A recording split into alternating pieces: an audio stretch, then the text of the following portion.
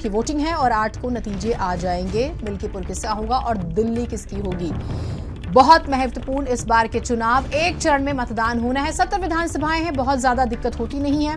और 10 जनवरी नोटिफिकेशन, 17 जनवरी nomination, withdraw 20 तारीख को कर सकते हैं। 5 फरवरी को वोटिंग है, 8 फरवरी को काउंटिंग है। 1,55,24,858 वोटर हैं, जिसमें 83,49,645 पुरुष मतदाता हैं और 71,73,952 महिला मतदाता हैं। स्वाति हमारे साथ दिल्ली ब्यूरो हेड जुड़ी हुई हैं, लगातार अपडेट्स हम उनसे ले ही रहे थे। स्वाति, इंतजार खत्म हो गया, 5 तारीख को वोटिंग, 8 को नतीजे।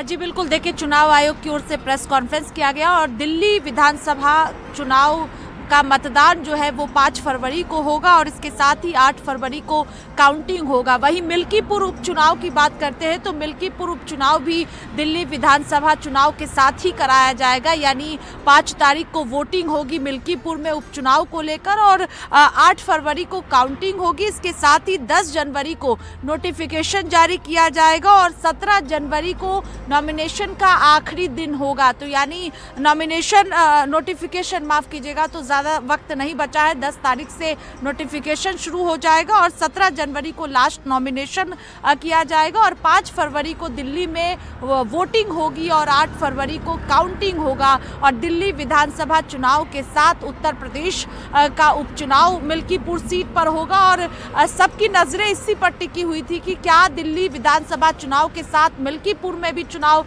संपन्न कराया जाएगा, क्योंकि इससे पहले 9 सीटों पर उत्तर प्रदेश में उपचुनाव कराया गया था। 10 सीटों पर होना था, लेकिन चूंकि मिल्कीपुर का मामला फंसा हुआ था, इसी वजह से तारीखों की घोषणा उस वक्त नहीं की गई थी। लेकिन अब मिल्कीपुर दिल्ली विधानसभा चुनाव के साथ होने जा रहा है और दिल्ली में 5 तारीख को वोटिंग होगी और 8 को नतीजे सामने आएंगे। हरिधि और राजीव कुमार का हम जिक्र करेंगे, बात करेंगे स्वाति आपसे और ज्यादा। शायराना अंदाज में नजर आते हैं और जितने सवाल होते रहे हैं, जितने किंतु परंतु होते रहे हैं ईवीएम को लेकर या वोट प्रतिशत बढ़ जाने को लेकर, उस पर भी वो जवाब देते हैं और शायरी करते हैं। पहली शायरी जो थी वो भी आपको बता दें, कर ना सके इकरार तो कोई बात नहीं, मेरी वफा का इन्हें एतबार तो है, शिकायत भले ही हो मगर सुनना सहना सुलझाना हमारी आदत है। तो ये शायराना अंदाज जो है इनका रहा, वो भी आपने देखा। और स्वाति, सबसे महत्वपूर्ण तो ये एक चरण में वोट डाले जाने हैं और दिल्ली वाले बढ़ चढ़ कर वोट करें, ये राजीव कुमार जी रिक्वेस्ट करते हुए भी नजर आए।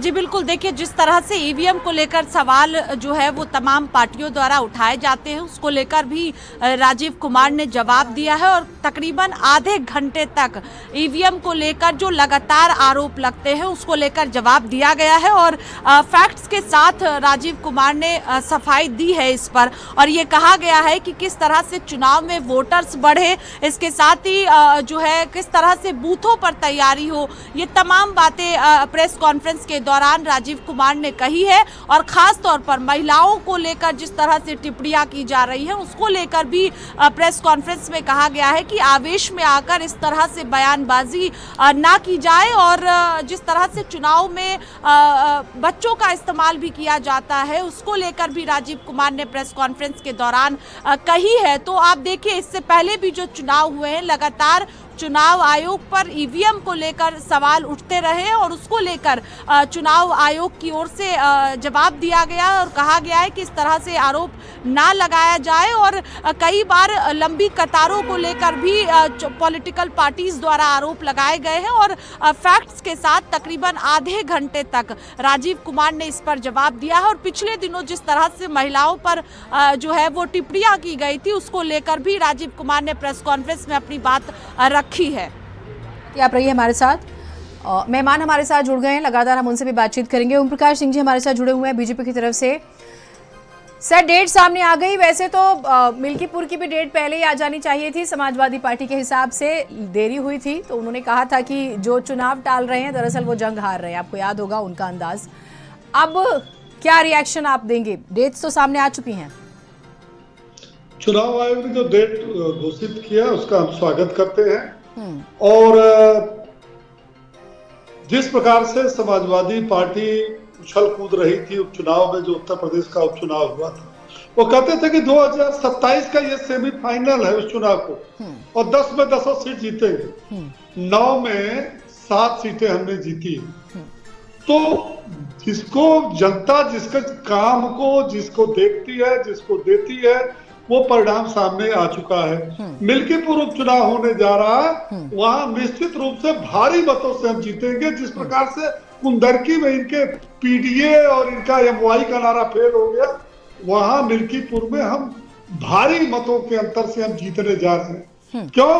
क्योंकि जनता जो है आज उत्तर प्रदेश सरकार की काम को देख रहे, उत्तर प्रदेश की कानून व्यवस्था देख रहे, उत्तर प्रदेश का विकास देख रही है, उत्तर प्रदेश का सुशासन देख रही है, और देख रही है कि उत्तर प्रदेश सरकार का नेतृत्व करने वाले आदरणीय योगी आदित्यनाथ किस प्रकार से उत्तर प्रदेश को आज देश के पैमाने पर एक सबसे ऊंचे स्थान पर जो उत्तर प्रदेश को स्थापित किया है। तो ये प्रदेश की जनता इस बात को देख रही है। जो लोग एमवाई का और फर्जी पीडीए का नारा लगाते हैं, उनको सबक उपचुनाव जो 23 नवंबर को रिजल्ट आया था उससे सबक लेना चाहिए।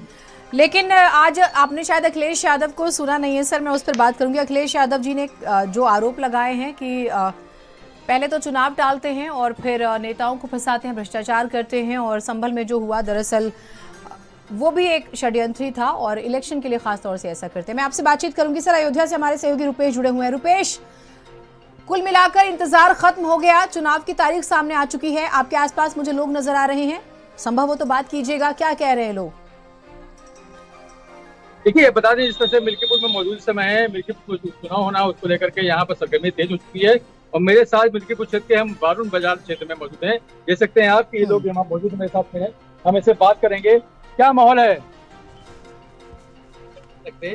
लेकिन हम चाहते हैं हमारे यहाँ जो प्रत्याशी आए, जो भी नेता आए, वो अच्छा हो, ईमानदार हो, हमारी दुख को सुने, जो भी आए यहाँ पे हम लोग की बातों को सुने।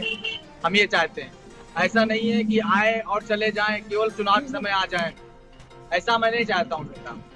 और आए और यहाँ पर काम भी करे, मैं ऐसा नेता चाहता हूँ, चाहे वो सपा का हो, चाहे भाजपा का हो, चाहे भाजपा का हो, बसपा का हो, किसी का भी हो, कोई भी नेता है। लेकिन हाँ ये है, सपा के नेता चुन गए, बसपा के नेता चुन गए, हमारे भाजपा के नेता नहीं चुन गए। मैं अपनी बात नहीं कर रहा हूँ, मैं हिंदू हूँ, सनातनी हूँ, मैं एक हिंदू समाज, हिंदू से बिलोंग करता हूँ। इसलिए मैं चाहता हूँ कि जो भी नेता आए, भाई मेरे कहने मतलब ये जो भी नेता यहाँ पर आए इस बारून बाजार में या देवरिया ग्राम सभा में, वो हमारे सभी दुख सुख को सुने और हमारे कार्यों को पूरा कराए।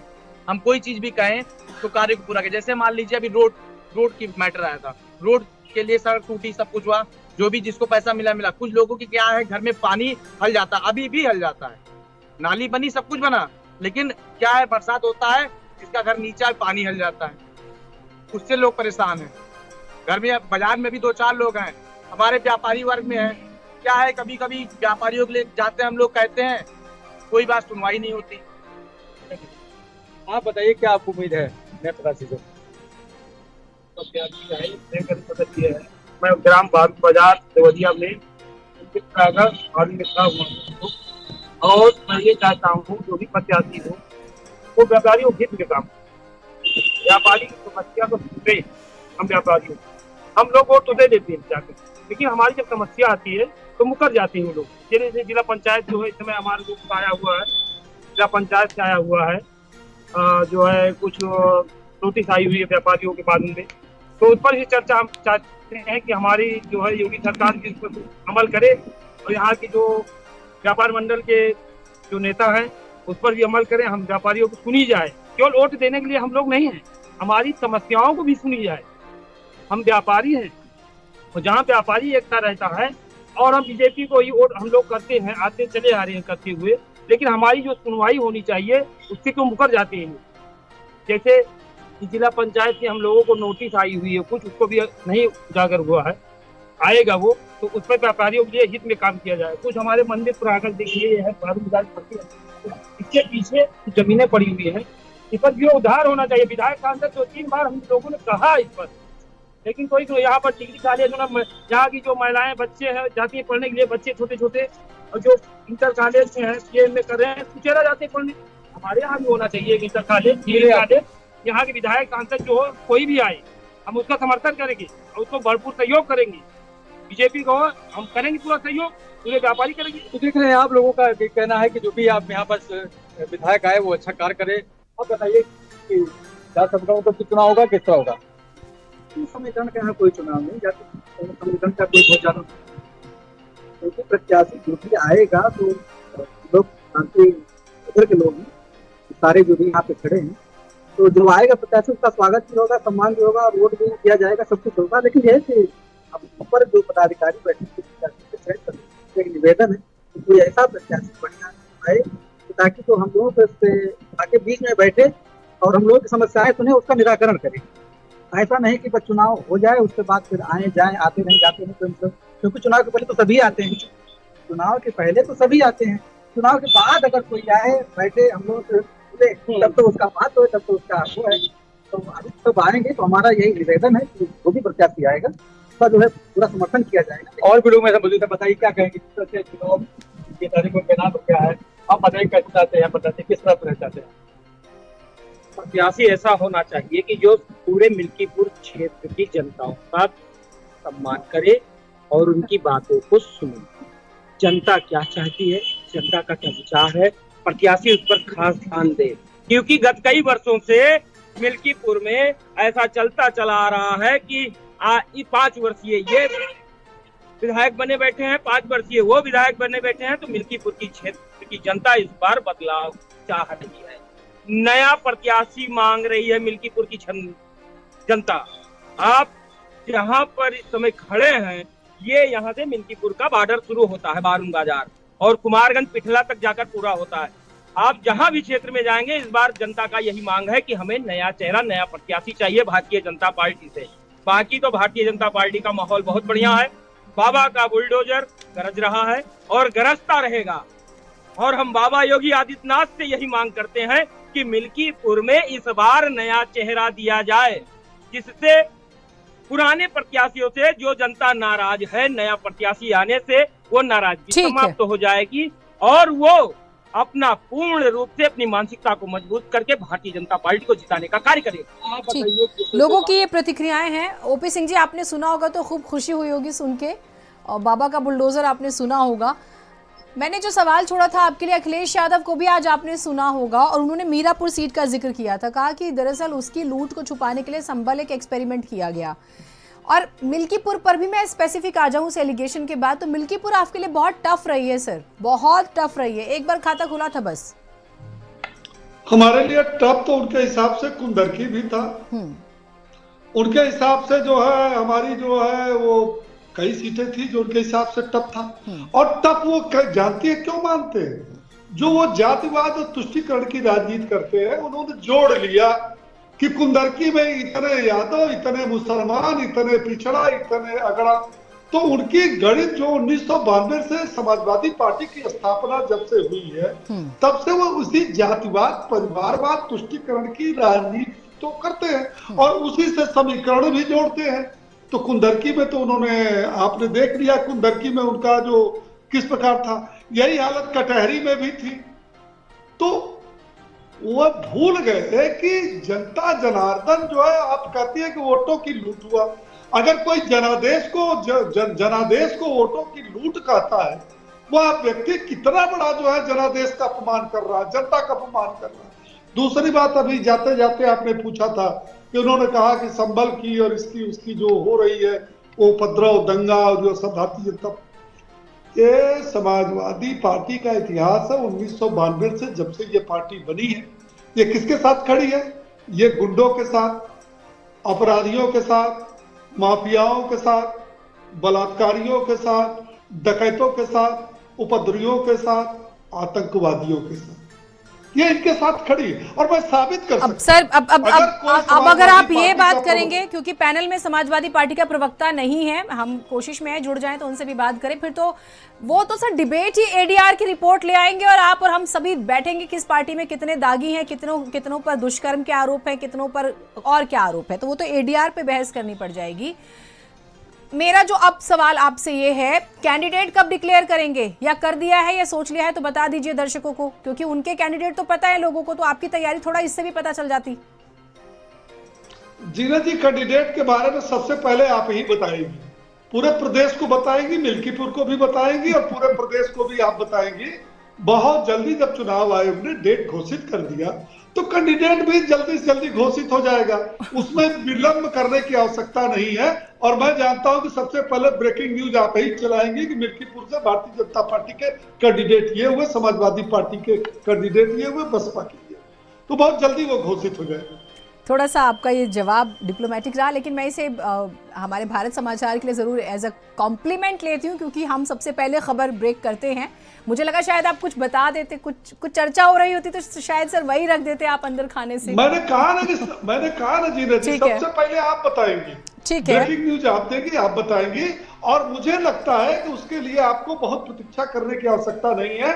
जब चुनाव आयोग ने जो है डेट घोषित कर दिया तो हर पार्टी, हम ही क्या, ठीक है, ठीक, आप रहिए सर हमारे साथ, मैं आपसे इस पर और बात करूंगी। और मंत्रियों की जिम्मेदारी लगाई गई है, मिल्कीपुर कितना महत्वपूर्ण हो गया है, एक प्रतिष्ठा की भी बात होती है, एक दूर तक मैसेजिंग की बात भी होती है। स्वाति हमारे साथ लगातार बनी हुई, एक बार उनसे भी बातचीत कर लेते हैं।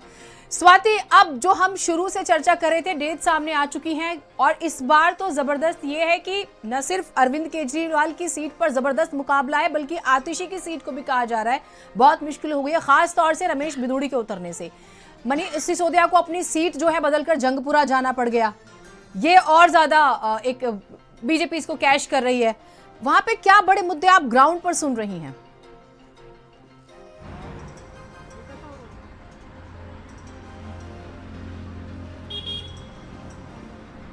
स्वाति, आप मेरी आवाज सुन पा रही हैं? देखिए, अगर पॉलिटिकल पार्टीज की बात करते हैं तो अलग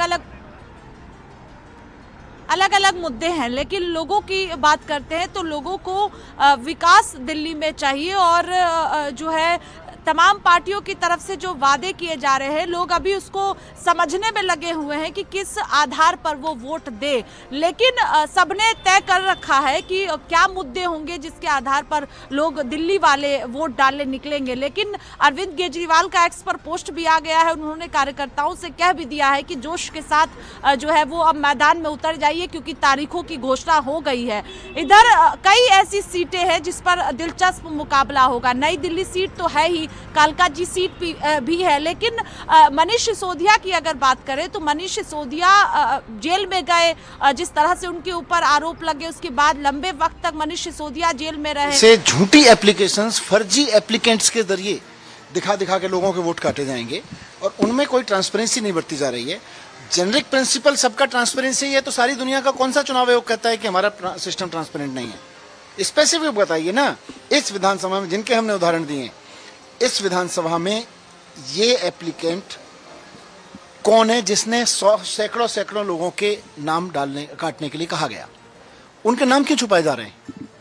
सर, किस तरह से देख रहे हैं इस ट्रांजिशन को? लगे रहो केजरीवाल, 5 साल केजरीवाल, और अब फिर से लाएंगे केजरीवाल, क्या कुछ? दिल्ली के जनता की दिल की आवाज है। पहले लोगों ने कहा 5 साल चाहिए केजरीवाल जी के लिए, 49 डेज की सरकार देख के लोगों ने कहा था। 5 साल की सरकार देख के लोगों ने कहा कि भाई अच्छे बीते 5 साल, लगे रहो केजरीवाल। अब फिर से लोग कह रहे हैं कि फिर लाएंगे केजरीवाल। जी, महिलाओं को लेकर जो बयान दिए गए थे उसको लेकर भी चुनाव आयोग ने कहा है कि महिलाओं के खिलाफ गलत बयानबाजी से उम्मीदवारों को बचना चाहिए। हाँ, तो बिल्कुल तो एक्शन भी लेना। अगर नेता गाली गलौज पार्टी का है तो चुनाव आयोग कोई एक्शन नहीं लेगा। तो ये कौन से कानून में लिखा है कि गाली गलौज पार्टी का कोई नेता किसी महिला के खिलाफ अपशब्द बोलेगा, उसके शारीरिक उस पर टिप्पणी करेगा, उसके किसी महिला के माता पिता पर टिप्पणी करेगा, और चुनाव आयोग चुप बैठा रहेगा? गाली गलौज पार्टी के खिलाफ जिस दिन एक्शन लेगा उस दिन हम मानेंगे कि चुनाव आयोग निष्पक्ष है। योगेंद्र चांदोलिया का भी इस तरह का बयान आया है और कहा बिल्कुल ये गाली गलौज पार्टी के नेता जो हैं आजकल केवल गाली गलौज कर रहे हैं। उनके पास ना दिल्ली की जनता के लिए कोई एजेंडा है, ना कोई नेता है, ना कोई काम है, ना कोई बताने के लिए कि भाई हम जीत जाएंगे तो ये करेंगे। बस वो कह रहे हैं कि हम तो गाली गलौज पार्टी, हम तो गाली गलौज ही देंगे, गाली गलौज दे रहे हैं। पूर्ण बहुमत की सरकार दिल्ली की जनता देगी, और दिल्ली की जनता जब देती है तो छप्पड़ फाड़ के देती है। Thank you. मनीष सिसोदिया को सुन रहे थे। दिल्ली के पूर्व डिप्टी सीएम कथित शराब घोटाला में नाम आया। लंबी कानूनी प्रक्रिया का सामना करते हुए कुर्सी से हाथ धोना पड़ गया। रुपेश का रुख हम एक बार कर लेते हैं। अयोध्या यानी कि मिल्कीपुर। रुपेश, क्या मुद्दे वहां पर सुनने को मिल रहे हैं? पॉलिटिकल पार्टीज तो ठीक है, अपने लेवल पर तैयारी कर रही हैं, जीत का दावा ठोक रही हैं, लेकिन जनता क्या कह रही है? उनकी बेसिक प्रॉब्लम्स क्या है वहां पर? जनता की अगर बात करें, जनता का मूड जो है आपकी बदलने का लगा है। इससे बात किया जाए तो जनता जो है आपकी जो है, उनका जनता का ये कहना है कि बदलाव चाहिए। क्योंकि जिस तरह से बात किया जाए तो इससे पहले सपा भी यहाँ पे रही, भाजपा भी यहाँ पे रही, लेकिन जिस तरह से लोगों में एक अलग सा, कुछ लोग पसंद करते हैं बीजेपी को यहाँ पर, कुछ लोग पसंद करते हैं सपा को। लेकिन अब जिस तरह से चुनाव में अभी तक बीजेपी ने अपने प्रत्याशी को चुनाव मैदान में अभी तक नहीं उतारा है, लेकिन इस तरह से लोगों का यहाँ का कहना है कि अब की बदलाव होना चाहिए। और जिस तरह से यहाँ पर आप जानते हैं कि जो यहाँ पर जो है समाजवादी पार्टी भी बहुत जोर शोर लगाई है, और दो पार्टी ऐसी मुख्य यहाँ पर है, भाजपा और सपा, दोनों में टक्कर दिखाई पड़ रही है और कांटे की टक्कर दिखाई पड़ रही है। क्योंकि जिस तरह बात की जाए तो सपा भी अपना जोर शोर लगाए हुए है और बीजेपी तो लगाई है, साथ साथ मंत्रियों को यहाँ चुनाव मैदान में उतारा गया है। खुद मुख्यमंत्री यहाँ पर इसको इनकी कमान संभाले हुए और बकायदा जो है आपकी 9वीं बार जो है यहाँ पर, कल वो यहाँ पर जनसभा करने के लिए आ रहे हैं और बकायदा सभा को संबोधित करेंगे और चुनाव में इन लोगों को मतलब आप आगे बनाएंगे। इस तरह बात किया जाए तो चुनाव के जो यहाँ के जो इनके पार्टी का कर्ता है, जो लोग हैं, लोगों को लुभाने में लगे हुए हैं, लोगों के पास पहुंच रहे हैं, जा रहे हैं और योजनाओं के बारे में बता रहे हैं, तो कह रहे हैं कि अब एक बार फिर मौका दिया जाए, जो कार्य आपके रुके हुए क्षेत्र में उनको पूरा करेंगे। लेकिन जिस तरह से बात की जाए यहाँ के जो वोटर हैं, उनके इरादे आपकी बदले बदले। ठीक है, जहाँ भी मैं जा रहा हूँ, लोगों से बात कर रहा हूँ, लोगों का ये कहना है कि बदलाव चाहिए। बदलाव की बात कर रहे हैं। स्वाति का रुख कर लेते हैं, फिर ओपी सिंह भी हमारे साथ हैं। स्वाति, हमने जब कल बात की थी और जब वोटर्स का जिक्र हुआ था, लिस्ट आई थी, तो ये सवाल उठा था कि जो नए वोटर्स का जिक्र हो रहा है, जो लोग मतदान करेंगे, उसको लेकर कंट्रोवर्सी होगी, और वो नजर आ रहा था। अभी हमने मनीष सिसोदिया को सुना। दूसरा, राजीव कुमार जी अपनी शायरी के जरिए कुछ इल्जामों के जवाब दे रहे थे। जैसे मैं उनकी तीसरी शायरी का जिक्र कर देती हूँ। आरोपों और इल्जामात का दौर चले, कोई गिला नहीं, झूठ के गुब्बारों को बुलंदी मिले, शिकवा भी नहीं, हर परिणाम में प्रमाण देते हैं, वो शक की दुनिया को बढ़ावा देते हैं, शक का इलाज हकीम लुकमान के पास भी नहीं। मतलब जो ईवीएम है या वोटिंग टर्नआउट बढ़ जाता है और ईवीएम की बैटरी चार्जिंग को लेकर जो सवाल उठते हैं, ये शायद काम नहीं आया, क्योंकि कुछ ही मिनट हुए थे, अभी मनीष सिसोदिया आए और उन्होंने बहुत सारे सवाल फिर से खड़े कर दिए। अभी तो रिएक्शंस आने शुरू होंगे।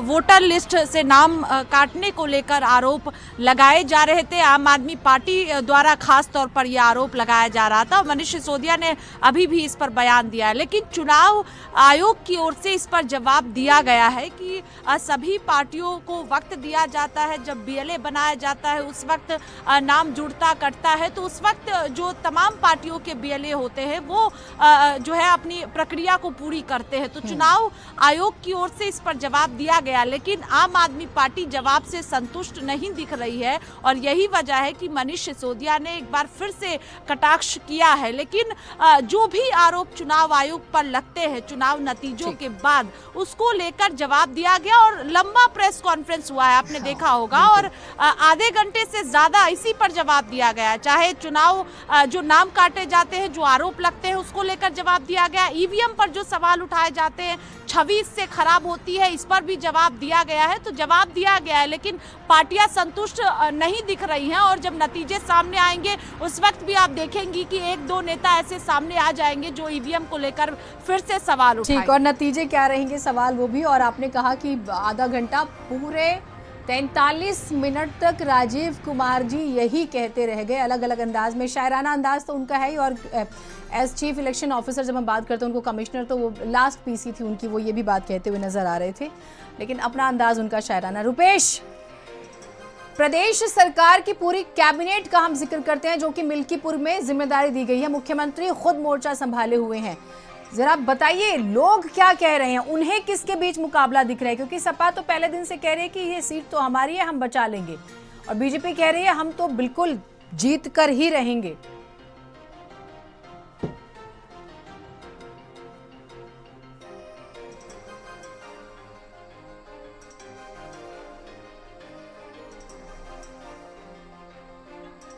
रुपेश, आप को मेरी आवाज आ रही है?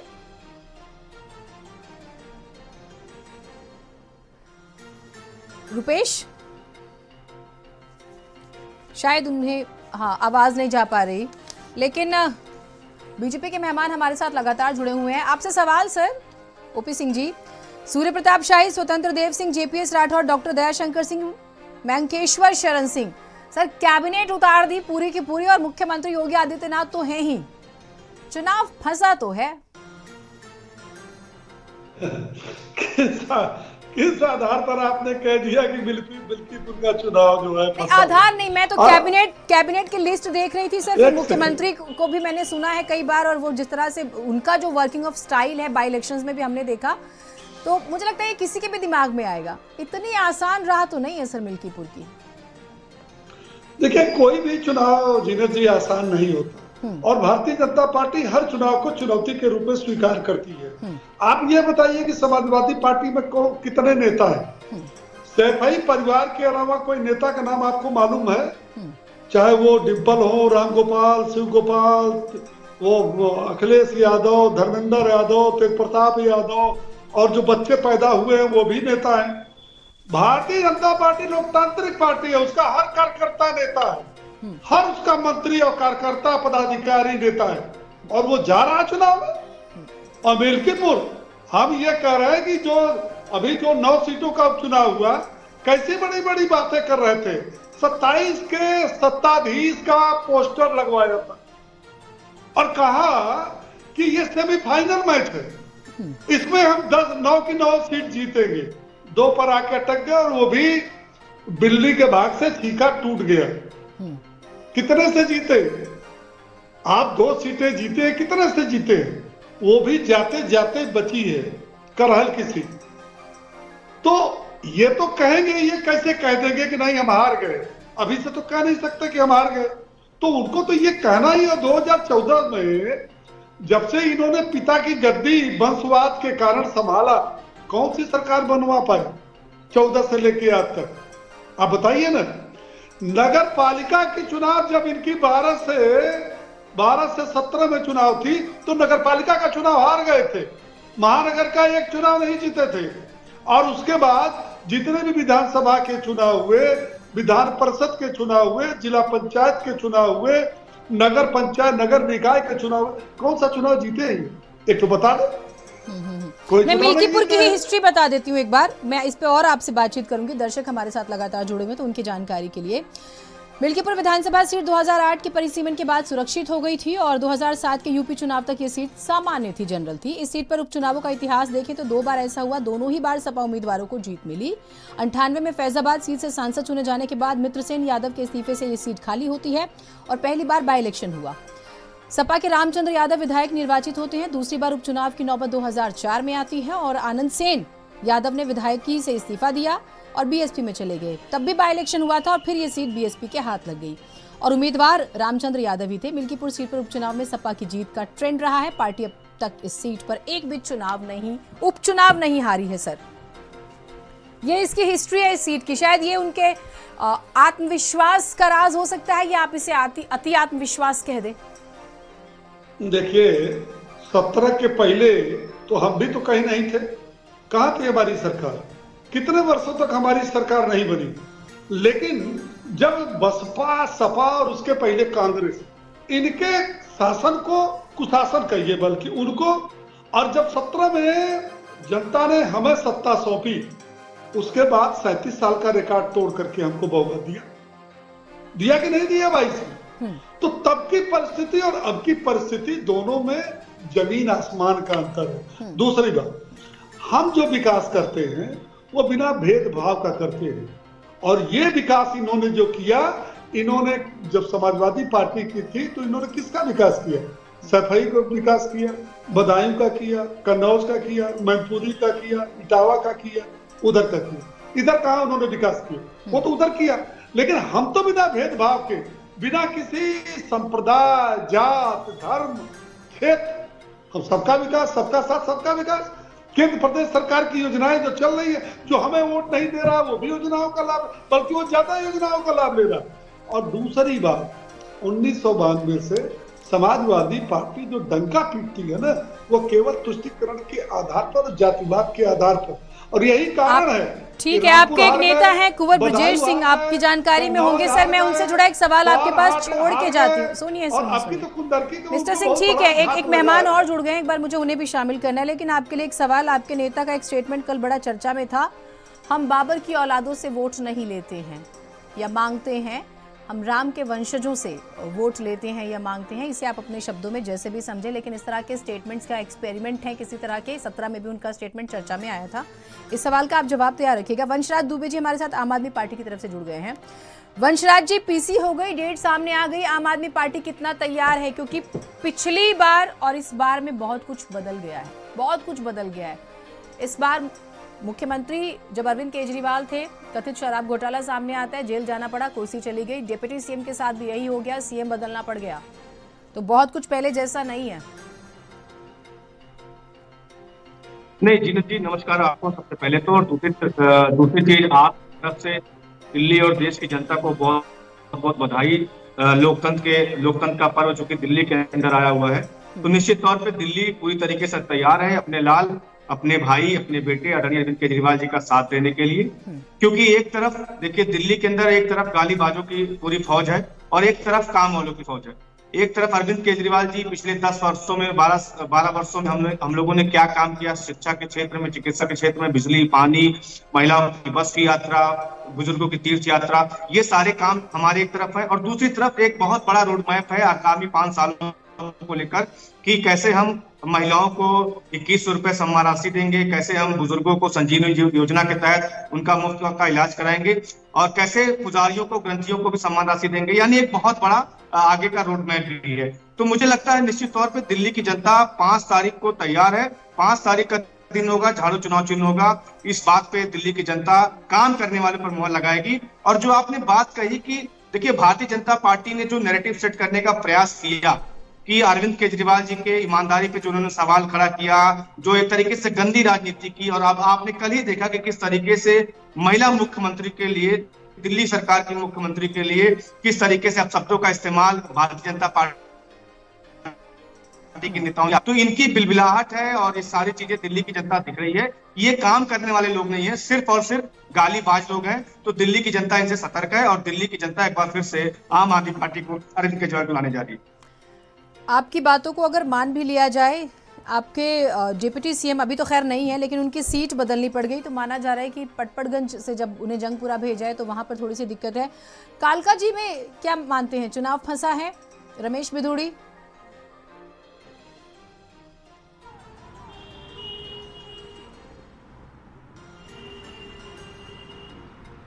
सामने अटैक कर रहे हैं। मेरा सवाल आपसे ही है। मुझे लगता है कि किया है निश्चित तौर पर, और वही मैं कह रहा हूं कि देखिए, पूरे दिल्ली के अंदर आप देख लीजिए, आप पर्टिकुलर किसी सीट की बात मत करिए, पूरे दिल्ली के अंदर आप देख लीजिए तो एक तरफ हर वो वर्ग है, चाहे वो बुजुर्ग हो, चाहे महिलाएं हो, चाहे नौजवान हो, चाहे छात्र हो, यानी हर वर्ग अरविंद केजरीवाल जी के साथ में। कोई कहीं कोई कंफ्यूजन नहीं है, क्योंकि मैंने बताया आपको कि दोनों पार्टियां, चाहे वह कांग्रेस हो चाहे भारतीय जनता पार्टी हो, ना अभी तक इनके सारे कैंडिडेट मैदान में है, ना इनका कौन सा सीएम का चेहरा होगा वो सामने है, ना ही इनके क्या एजेंडे, यानी 5 साल का क्या रोड मैप है। तो इनके पास ना कोई नेता है, ना नियत है, न तरीके से ये आगे क्या करेंगे। आम आदमी पार्टी पूरी तरीके से तैयार है और पिछले 6 महीने से लगातार आप देख रही है, एक के बाद एक अरविंद केजरीवाल जी योजनाओं की घोषणा कर रहे हैं, तमाम चीजों को जमीन पे हम लोगों ने उतारा है।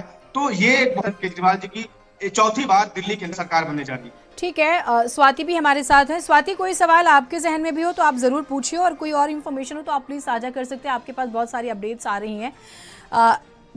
अगर हम वंशराज जी की बात को माने भी तो एक सवाल तो है ही ना कि देखिए, चाहे हम नई दिल्ली सीट की बात कर लें जो हमेशा सीएम देता है, या फिर हम कालका जी की बात कर लें, सुपर हॉट सीट हो ही चुकी है, जंगपुरा की बात कर लें, बादली का जिक्र कर लें, पटपड़गंज की बात कर लें, सीटें वीआईपी सीटों की तो बात होगी और यहाँ पर मुकाबला नजर आ रहा है और कांग्रेस भी बहुत साइलेंट खेलती हुई नजर आ रही है। कैंडिडेट जिस तरह से उसने रखे हैं अभी सामने 48 कैंडिडेट्स।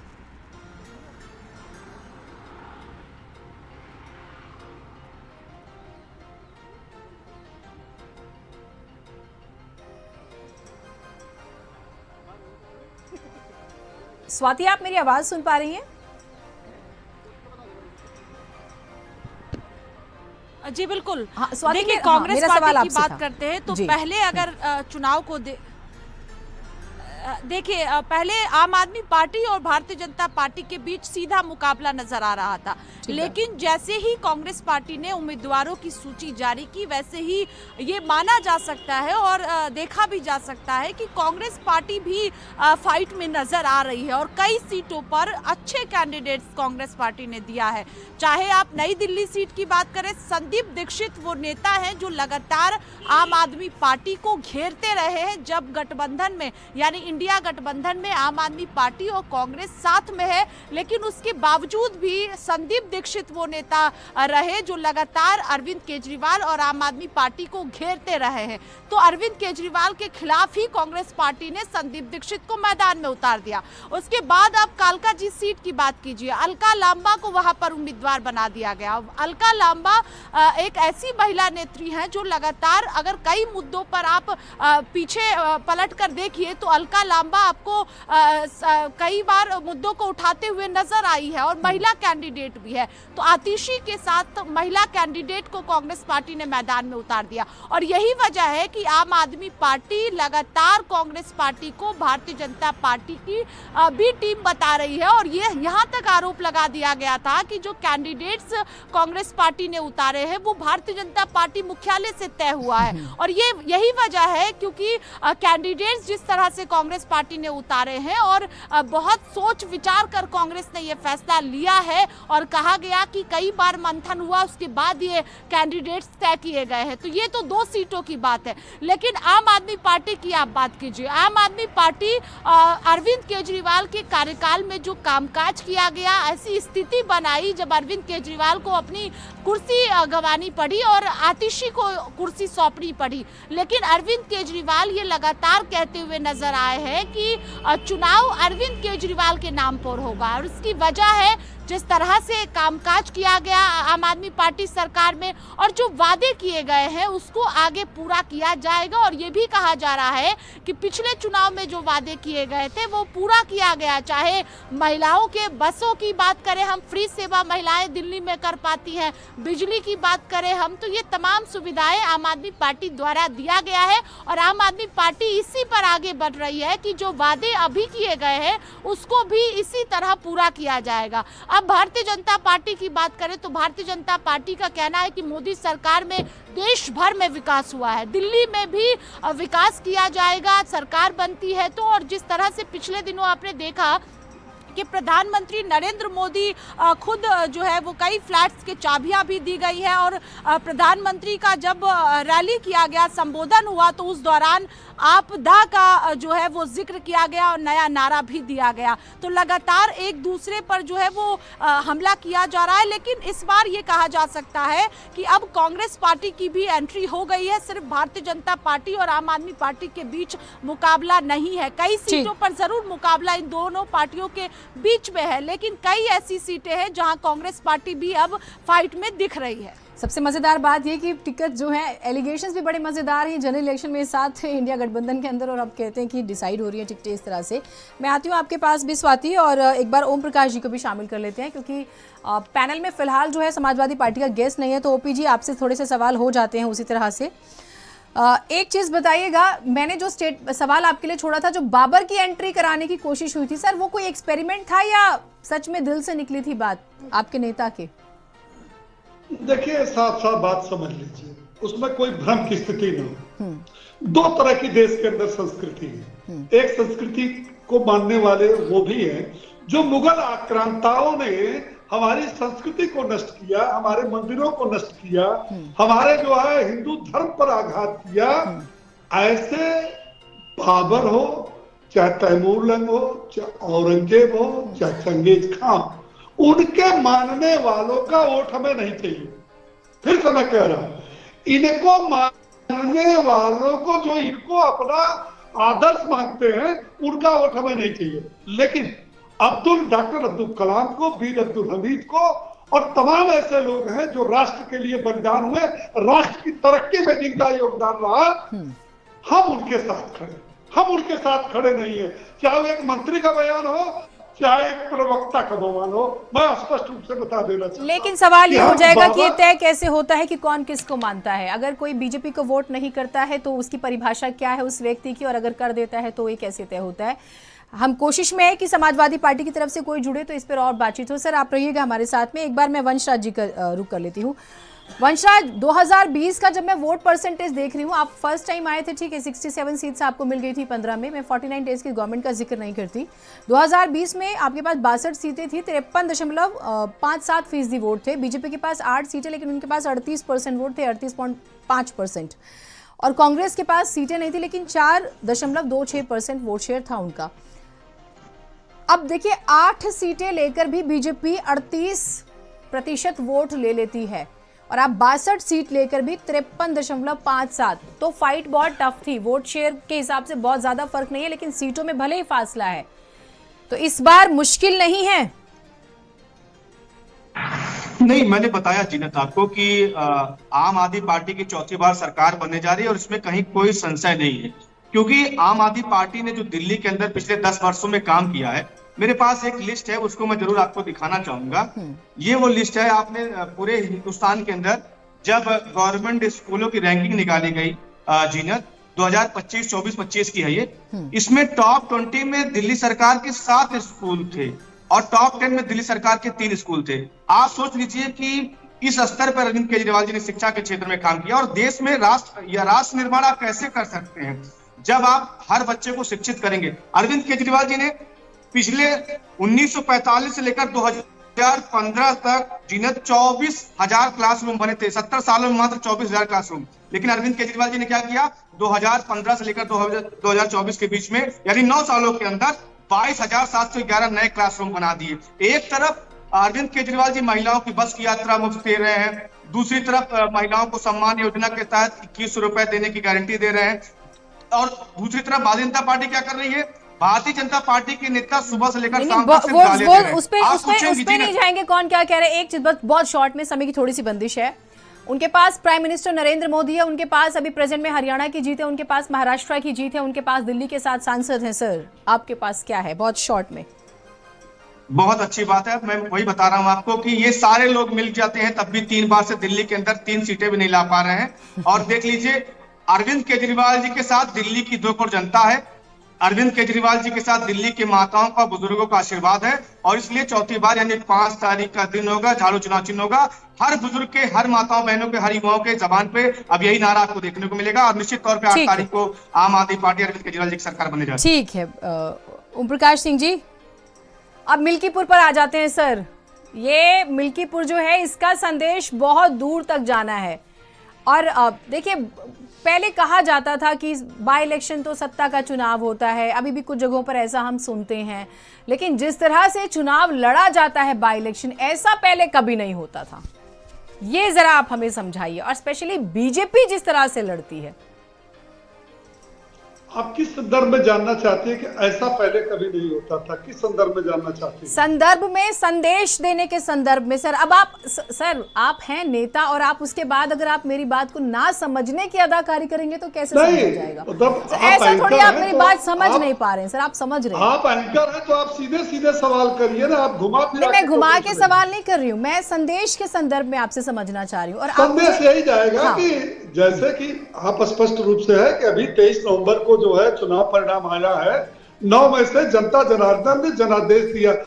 हम तो सीधे सीधे जो भी परिणाम हमारे पक्ष और विपक्ष में आता है, हम जो है जनता जनार्दन के जो है आदेश को मानते हैं, जनादेश मानते हैं। लेकिन और भी जो पार्टियां हैं वो जनादेश का अपमान करती हैं। वो कहती है कि वोटों की लूट हुई, वो कहते हैं कि ईवीएम खराब था, वो कहते हैं कि डीएम खराब था, वो कहते हैं कि प्रशासन ने पक्षपात किया। अरे भाई, मेरी सरकार थी 2024 में, और आप 37 सीट पाए, हम 33 सीट पाए, तब तो आपने ईवीएम पर सवाल नहीं खड़ा किया, तब तो आपने डीएम पर, प्रशासन पर और चुनाव आयोग पर सवाल नहीं खड़ा किया।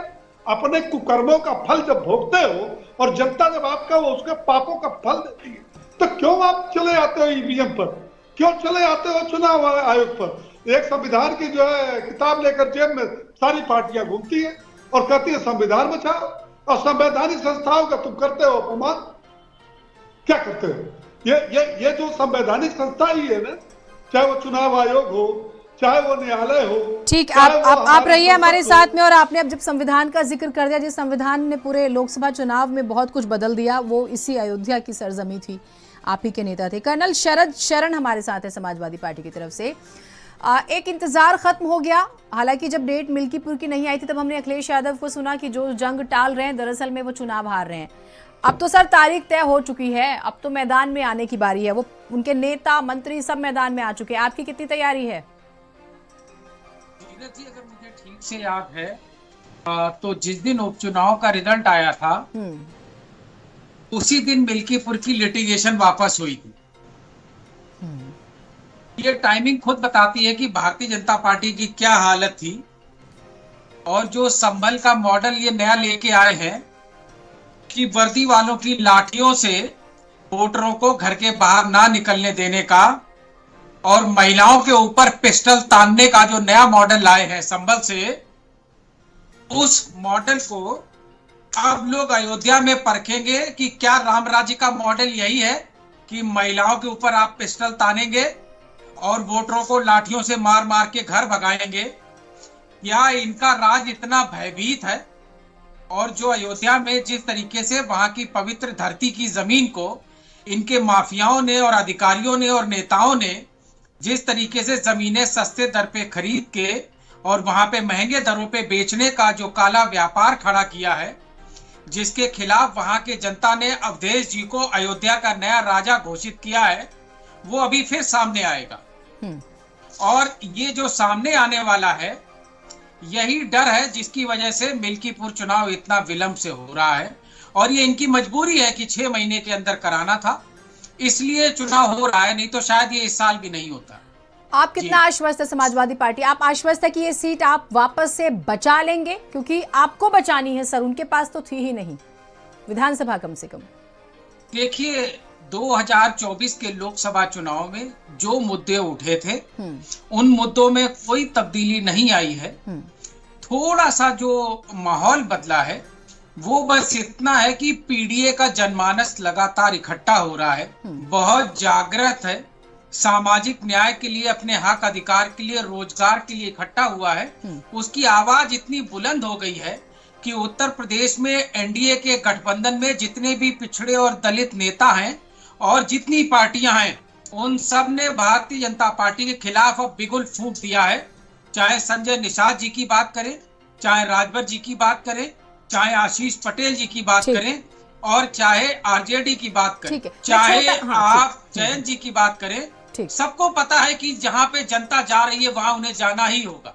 छोटा रिएक्शन ले लेती हूँ ओपी सिंह जी से। सर समय है नहीं मेरे पास, बता रहा है कि वहाँ माहौल क्या है। ठीक है, आप आश्वस्त हैं। ओपी सिंह जी, आप इशारा कर रहे थे तो आप जल्दी से जवाब दे दीजिए। जी, आपके परिवार पर सवाल हो गया सर, आपके गठबंधन के सहयोगियों पर सीधा सवाल कर दिया उन्होंने। जी जी, तो हमसे भी सुनते जाइए। समाजवादी पार्टी अहंकारी पार्टी है, उसका पोस्टर लगता है अखिलेश यादव जी के आवास पर 27 का सत्ताधीश। और अभी शरद जी ने कहा कि अयोध्या में अवधेश प्रसाद को राजा चुना। हमारा प्रधानमंत्री जनसेवक कहता है, हमारा मुख्यमंत्री जनसेवक कहता है, और ये क्या करते हैं? राजा। नंबर 1। नंबर 2, जब शरद जी अयोध्या की मिल्कीपुर की बात आएगी तो अयोध्या की ये भी बात आएगी कि जो फर्जी पीडीए का नारा लगाते हो, 12 साल की निषाद की बेटी जो पीडीए में आती है, उसके साथ बलात्कार करने वाला मोहित खान आपका ब्लॉक अध्यक्ष था और पूरी समाजवादी पार्टी उसके साथ खड़ी थी। ये भी तो बहुत शॉर्ट में आप आश्वस्त है कि आप जीत रहे मिल्कीपुर? एक लाइन में सर, एक लाइन में। मिल्कीपुर हम जीत चुके हैं। ठीक है, जैसे 9 में 7 जीत गए और किसी तरह से इन्होंने करार जीत लिया, ठीक है, सीसामऊ उसी तरह से छोड़िए। समय की बंदिश थी थोड़ी सी। बहुत शुक्रिया आप सभी का। अब तो चर्चा होती रहेगी, तारीखें आ चुकी हैं और हर खबर सबसे पहले हम आपको बताएंगे। बहुत छोटा ब्रेक ले रहे हैं, कहीं में